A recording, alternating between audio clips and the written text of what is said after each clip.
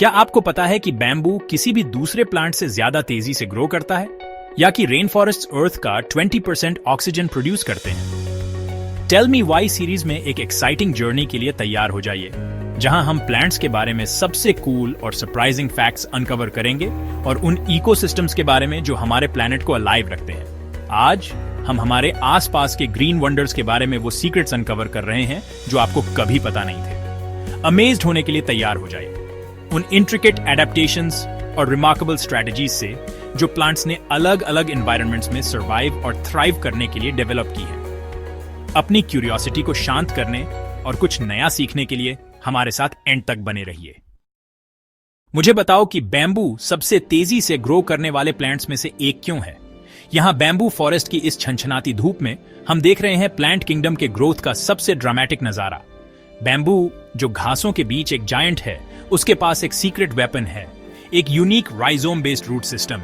ज्यादातर ट्रीज के उलट, जो अपने टिप्स से धीरे धीरे ग्रो करते हैं, बैम्बू के राइजोम्स जमीन के नीचे हॉरिजॉन्टली फैलते हैं और एस्टॉनिशिंग स्पीड से नए शूट्स ऊपर भेजते हैं। इमेजिन करो जरा, एक प्लांट जो एक ही दिन में 3 फीट से ज्यादा ग्रो कर सकता है। यह रिमार्केबल ग्रोथ रेट बैम्बू के स्ट्रक्चर की एफिशिएंसी का सबूत है और सूरज की पावर को इस्तेमाल करने की उसकी एबिलिटी का।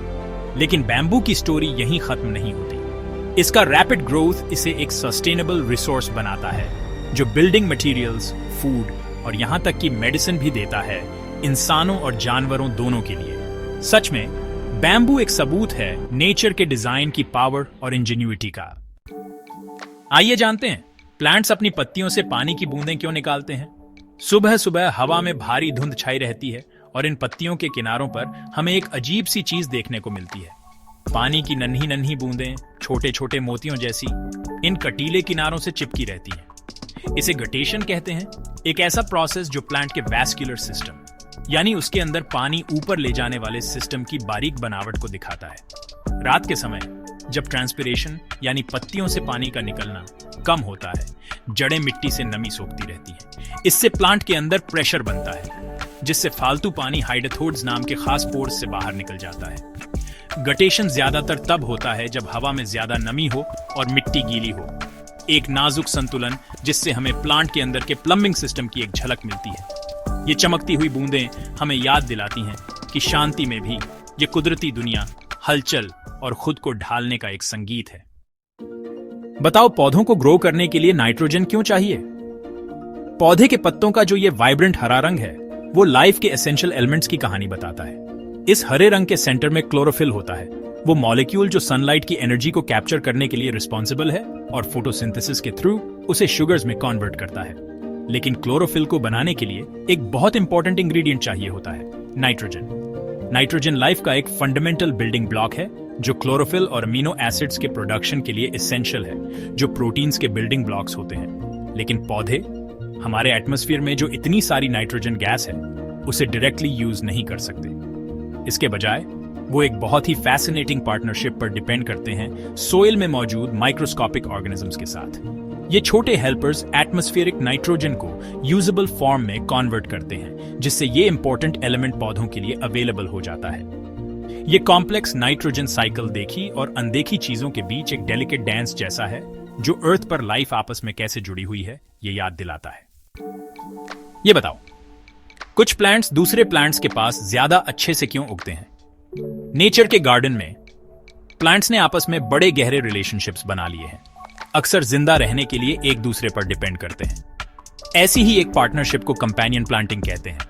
ये एक प्रैक्टिस है जिसमें डिफरेंट स्पीसीज को एक साथ उगाया जाता है म्यूचुअल बेनिफिट के लिए। जैसे कि एक हम्बल लेग्यूम को ही देख लो, एक ऐसा प्लांट जिसमें हवा से नाइट्रोजन फिक्स करने की कमाल की एबिलिटी होती है, जिससे वो अपने आसपास के पौधों के लिए सोइल को एनरिच करता है। लेग्यूम्स को दूसरी क्रॉप्स के साथ लगाकर फार्मर्स और गार्डनर्स एक हार्मोनियस इकोसिस्टम बना सकते हैं, जहां प्लांट्स एक साथ थ्राइव करते हैं। ये एंशिएंट प्रैक्टिस जो जनरेशन से चली आ रही है, नेचर की इंटरकनेक्टेडनेस का एक जीता जागता सबूत है। कंपेनियन प्लांटिंग से सिंथेटिक फर्टिलाइजर्स की जरूरत कम होती है, बायोडाइवर्सिटी बढ़ती है और आखिर में गार्डन्स और फार्म्स ज्यादा हेल्थियर और रिजिलियंट बनते हैं। ये एक बहुत ब्यूटीफुल एग्जाम्पल है कि कैसे नेचर के साथ मिलकर काम करने से, ना कि उसके खिलाफ, कितने बाउंटीफुल रिवॉर्ड्स मिल सकते हैं। यार, कुछ पेड़ अपनी बाग क्यों शेड करते हैं बताओ ना। पेड़ की बाग, जिसको हम अक्सर इग्नोर करते हैं, वो उसकी रेसिलियंस और रिन्यूअल की स्टोरी बताती है। हमारी अपनी स्किन की अनलाइक, जो हमारे साथ स्ट्रेच होती है और ग्रो करती है, पेड़ की बार्क उसकी बढ़ती हुई गिर्थ को अकोमोडेट करने के लिए एक्सपैंड नहीं कर सकती। इसके बजाय जैसे जैसे पेड़ ग्रो करता है, वो अपनी आउटर बार्क शेड कर देता है और नीचे से एक फ्रेश लेयर रिवील होती है। ये शेडिंग का एक बहुत इंपॉर्टेंट पर्पस होता है। आउटर बार्क एक प्रोटेक्टिव बैरियर की तरह एक्ट करती है, जो डेलिकेट इनर लेयर्स को एलिमेंट्स, पेस्ट्स और डिजीजेस से शील्ड करती है। जैसे जैसे पेड़ मैच्योर होता है, उसकी बार्क थिक होती जाती है, जो इंड्योर किए गए सीजन्स और ओवरकम किए गए चैलेंजेस की गवाह होती है। बार्क के ये पैटर्न्स और टेक्सचर्स, जो हर स्पीसीज के लिए यूनिक होते हैं, वो फिंगरप्रिंट्स की तरह होते हैं, जो पेड़ की हिस्ट्री और आइडेंटिटी रिवील करते हैं। तो नेक्स्ट टाइम जब तुम्हें कोई पेड़ दिखे, तो एक मोमेंट के लिए उसकी बार्क की साइलेंट स्ट्रेंथ को अप्रिशिएट करना, जो नेचर के डिफेंसेस की एंड्यूरिंग पावर का एक टेस्टमेंट है। बताओ जरा, एक्वाटिक प्लांट्स के टिश्यूज में एयर फिल्ड स्पेसेस क्यों होते हैं? एक पानी से भरे स्वाम्प की शांति में एक छिपी हुई दुनिया जीवन से भरपूर होती है। यहाँ प्लांट्स ने ऐसी कंडीशंस में थ्राइव करने के लिए अडेप्ट कर लिया है, जहां उनके जमीन पर उगने वाले साथी डूब जाएंगे। ऐसा ही एक एडेप्टेशन एक्वाटिक प्लांट्स के स्टेम्स और रूट्स में होता है, एरेंचिमा। सोचो, एयर चैनल्स का एक नेटवर्क, जैसे छोटी छोटी पाइपलाइंस जो प्लांट के टिश्यूज से होकर गुजरती हैं। ये एयर स्पेसेस, जिन्हें एरेनकाइमा कहते हैं, एक लाइफलाइन का काम करते हैं। लीव्स से डूबी हुई रूट्स तक ऑक्सीजन पहुंचाते हैं। ये शानदार एडेप्टेशन एक्वाटिक प्लांट्स को सांस लेने देता है, पानी से भरी कंडीशंस में भी। एरेनकाइमा बॉयंसी भी देता है, जिससे वाटर लिलीज जैसे प्लांट्स पानी पर तैरते रहते हैं और सनलाइट तक पहुंच पाते हैं। अगली बार जब तुम कोई शांत तालाब या घुमावदार नदी देखो, तो सरफेस के नीचे की छिपी हुई दुनिया को याद करना, जहां प्लांट्स ने पानी के अंदर रहने की कला में महारत हासिल कर ली है। अच्छा, ये बताओ, मॉसेस में ज्यादातर प्लांट्स की तरह रूट्स क्यों नहीं होती?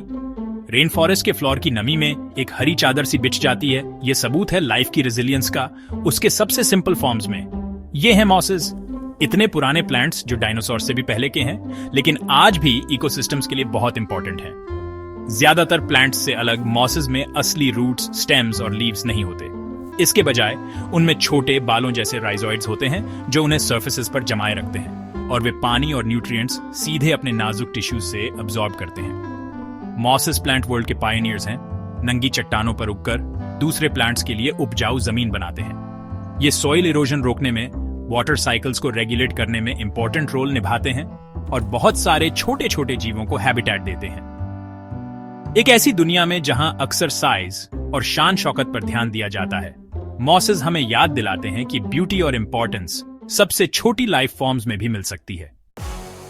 बताओ जरा, कैक्टी के स्टेम्स पर वैक्सी कोटिंग क्यों होती है? एरिड डेजर्ट लैंडस्केप पर सूरज आग बरसा रहा है, फिर भी ड्यून्स के बीच प्लांट्स खूब फलते फूलते हैं। एक एडेप्टेशन है लीव्स और स्टेम्स पर वैक्सी कोटिंग। ये लेयर पानी का लॉस कम करती है और सनलाइट को रिफ्लेक्ट करती है।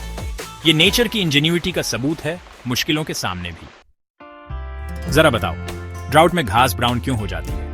जो कभी हरी भरी ग्रासलैंड्स थीं, वो अब सुनहरी भूरी चादर जैसी बन गई है। ये एरिड रीजन्स में लाइफ के सिक्लिकल नेचर का सबूत है। ये घास जो लाइफलेस सी लगती है, वो असल में खत्म नहीं हुई है, वो डॉर्मेंसी की स्टेट में चली गई है। ड्राउट के टाइम में सरवाइव करने के लिए एक कमाल का एडेप्टेशन है। जैसे ही पानी कम होता है, घास अपनी ग्रोथ रोककर और ब्राउन होकर अपने कीमती रिसोर्सेज बचाती है। इससे उनकी मेटाबॉलिक एक्टिविटी एकदम मिनिमम हो जाती है, जिससे वो सबसे मुश्किल कंडीशंस भी झेल पाती है। सरफेस के नीचे उनके रूट सिस्टम्स सही सलामत रहते हैं, जीवन देने वाली बारिश के लौटने का इंतजार करते हुए। और जब आखिरकार बारिश आती है, तो ग्रासलैंड्स हरे रंग की सिम्फनी में खिल उठती है।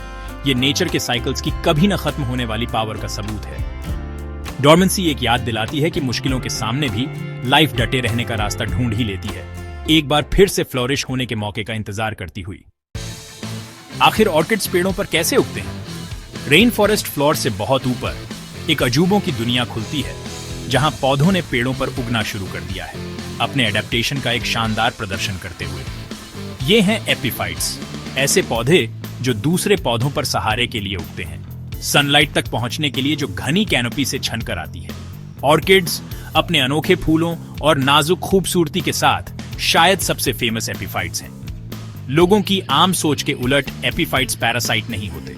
वे अपने होस्ट पौधों को नुकसान नहीं पहुंचाते, बल्कि उनका इस्तेमाल सिर्फ स्ट्रक्चरल सपोर्ट के लिए करते हैं, हवा और बारिश के पानी से मॉइस्चर और न्यूट्रिएंट्स लेते हुए। ये यूनिक लाइफस्टाइल एपिफाइट्स को रेन फॉरेस्ट की इस वर्टिकल दुनिया में फलने फूलने में मदद करता है, इस वाइब्रेंट इकोसिस्टम में जीवन की रौनक को और भी बढ़ाते हुए।